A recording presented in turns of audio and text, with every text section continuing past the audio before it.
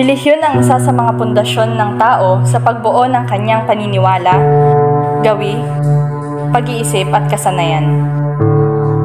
Magkakaiba ang relihiyon natin at sa isang komunidad pa lamang ay malaya nang nakikipaghalubilo ang mga tao sa kabila ng pagkakaiba-iba ng ilan sa kanilang mga paniniwala. Ako po isang businessman at ako po isang Iglesia ni Cristo. Ako ay isang ina at ako ay isang Katoliko. Ako ay isang guro at ako ay isang born again. Ako ay isang vendors at ako ay isang Jehovah's Witnesses. Mahihinuhang ang bayan ng Burgos ay mayaman sa iba't ibang relihiyon. Sa komunidad, palengke, ospital, pagawaan at kalye, patuloy na dumadaloy ang buhay ng tao at ang pagkakaiba-iba sa relihiyon ay hindi nagiging hadlang.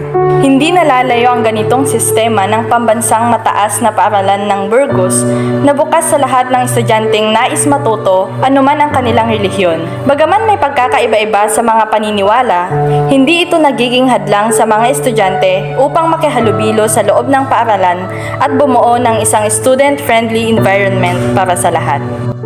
Marami tayong relihiyon na sinasalihan ng mga estudyante natin dito sa Burgos National High School. Tulad na isa yung born again, pangalawa yung mga saksi ni Jehovah.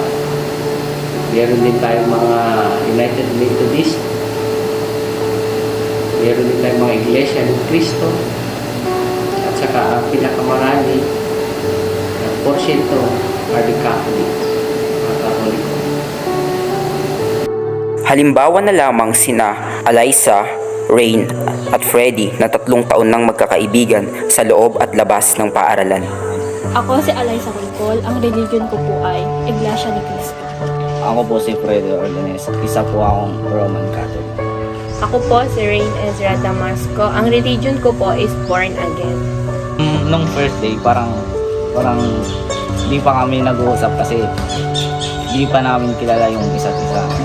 Kasi galing po kami sa iba't ibang section, tas di pa kami gaanong close. Tas nung tumagal, mas naging close na kami, mas naging close na po kami. May pagkakaiba-iba ba sa inyong mga paniniwala? Meron po. Katulad po ng mga paniniwala, like mga sinasabi ng mga matatanda na sabi-sabi, or katulad na lang po sa mga gathering, sa fiesta or sa Christmas.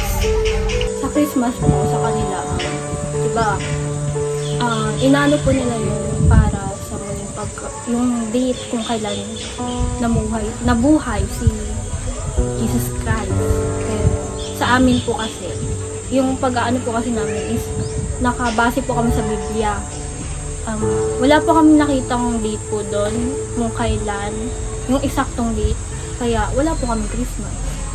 Sineselebrate po namin lagi ang aming anniversary, tapos monthly youth fellowship po. Paano naapektuhan ng relihiyon ang inyong pagkakaibigan?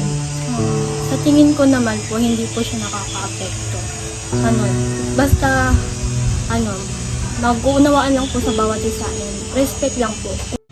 Ang relihiyon ng isang tao ay mahalagang nabibigyang galang, gaano man ito kaiba sa paniniwala ng ibang individual. At ang pangangailangang matanggap ang iyong relihiyon ay nangangailangan din ng pagtanggap mo sa relihiyon ng iba.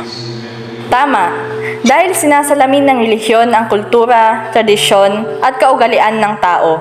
Ito ay nagsisilbing patunay na mayroong makabuluhang papel ang relihiyon sa buhay ng bawat isa.